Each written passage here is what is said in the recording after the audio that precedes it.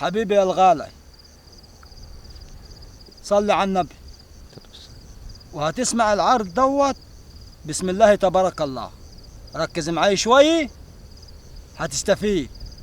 والعرض ده زي اي عرض نزل، زي ال20 اللي نزلوا دول راحوا لسبيل حالهم، زي ال15، بس دوت عاد ركز معايا وهتوصل له.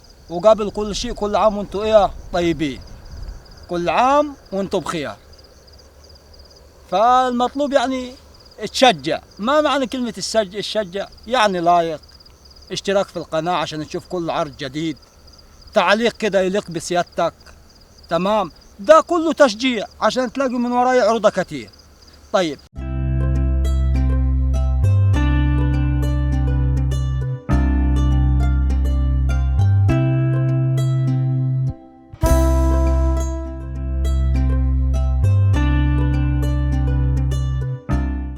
البير ده اللي انت شايفه دوت، تمام، مساحته 60 فدان، عليه طاقة شمسية 60 حصان، الغاطس بتاعها 75 معاي، التقنين بتاعه 15% مدفوع له.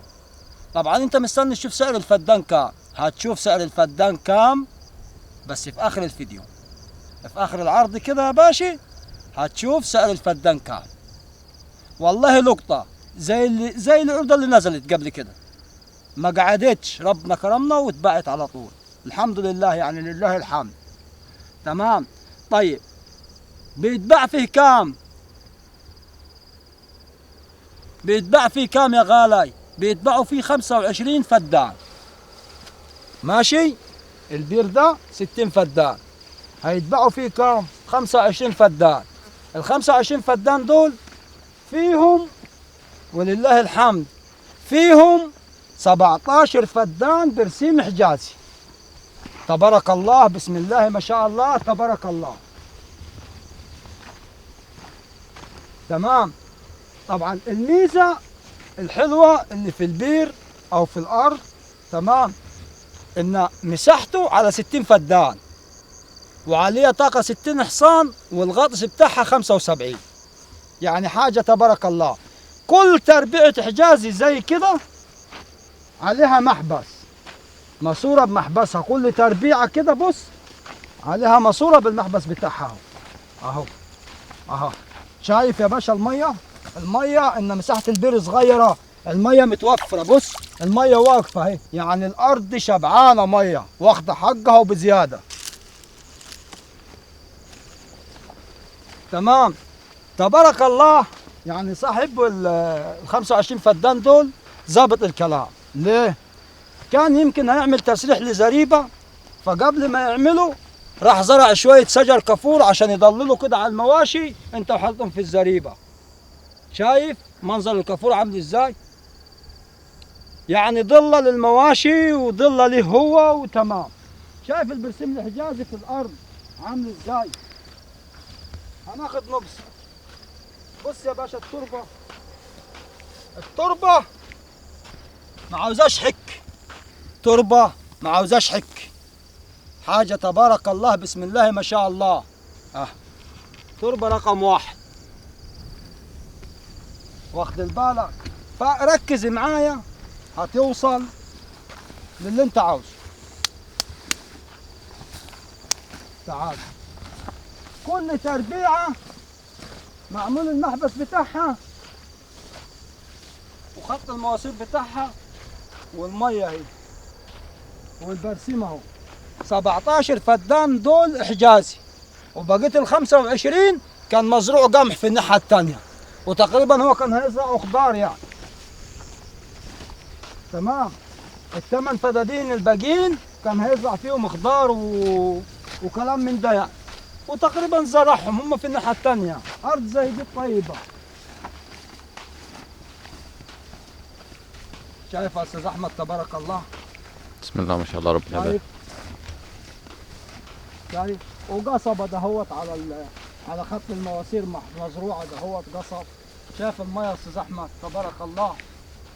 بس متهيألي يا أستاذ أحمد البير ده ميته كتيرة قوي عشان مساحته على 60 فدان بس. لا والغطس كبير. والغطس 75. كبير والطاقة كبيرة. على 60 يا دوبك، يعني مساحة حلوة خالص، يعني مرتاح. يا راجل مية فضار فيه أسبوع وأسبوع المية. تيجي نشوف دي فيها قصب ولا ما فيهاش. لا شغال والله، شغال القصب في الأرض دي. ها لو شوف قال حط لك المحبس وسطيهم، قال بيتضلل وسطيهم المحبس. شغال القصب يا أستاذ أحمد، شغال والله، بس لسه ما كبرش، بس شغال والله. اهو يا عم يلا هتعور نفسك. عود القصب ملفوف وانا لسه هنشوف. الله يا شوف عزمه لسه لسه صغير. اخضر يا لسه صغير. يلا تعالى نتمشى لفوق نكمل كده عشان ايه الناس تشوف الارض كلها.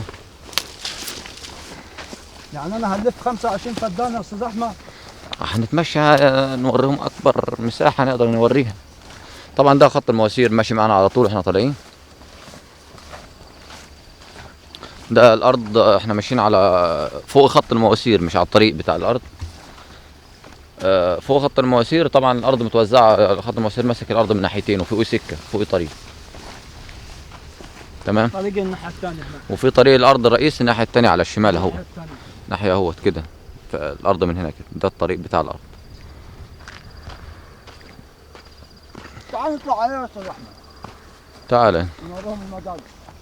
دي كده كانت الارض هنا، والقمح قدام اهوت، ارض القمح قدام اهيت. اقول لك يلا نرجع تاني ونروح عند الكافور هناك، ادي كده ششنا على الكافور. تعالى نرجع من هناك، تعالى نرجع من هنا. لا نرجع من هنا.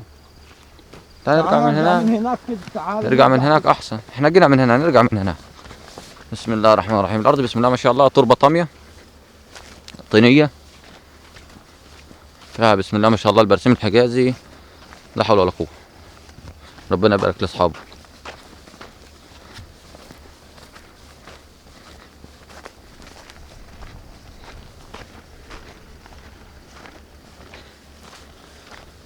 طبعا لسه في برسيم فوق كده يعني، بس احنا مش هنمشي الارض كلها، هنلف الارض كلها. ده 17 فدان يا خال. 17 فدان برسيم حجازي يعني. ربنا يبارك لاصحابه.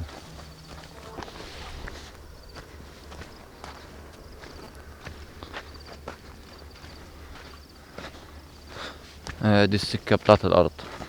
هذه السكه الرئيسيه، المدد الرئيسي للارض اهو. هذه السكه الرئيسيه بتاعت الارض. اهو.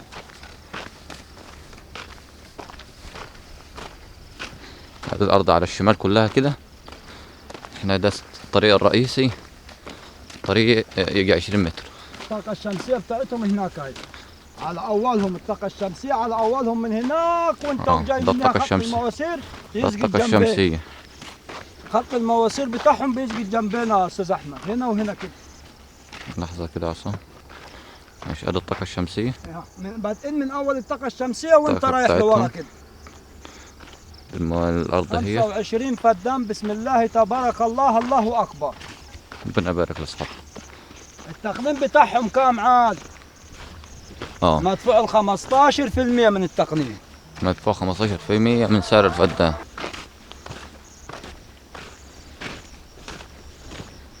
شايف شويه الكافور دول المزروعين. حب يطلع تسريح للزريبه تقريبا، حاجه زي كده. هو عمل تسريح زريبه هنا ولا ايه؟ ها؟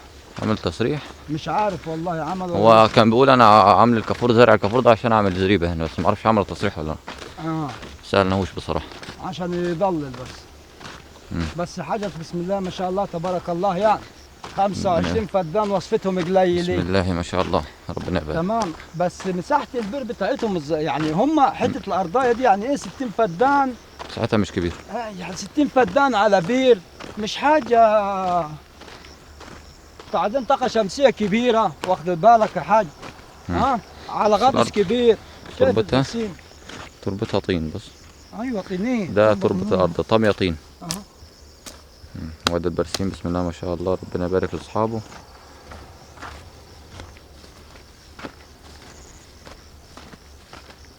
بقول لك يا ما تقف كده تجيب التفاصيل. يلا يلا عدى هنا على طول يا راجل، كمل هنا زي ما انت كده اديني وشك.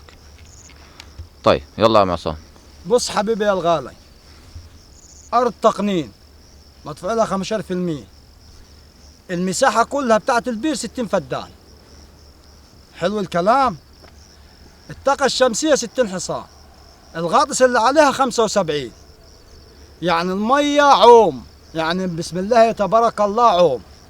ال 25 فدان اللي هيبيعهم صاحبهم دول فيهم 17 فدان حجازي، والثمانية كانوا مزروعين غلة قمح، وتقريبا زرعهم خضار. تمام. فبسم الله تبارك الله. مدفوع في التقنين برضو 15%.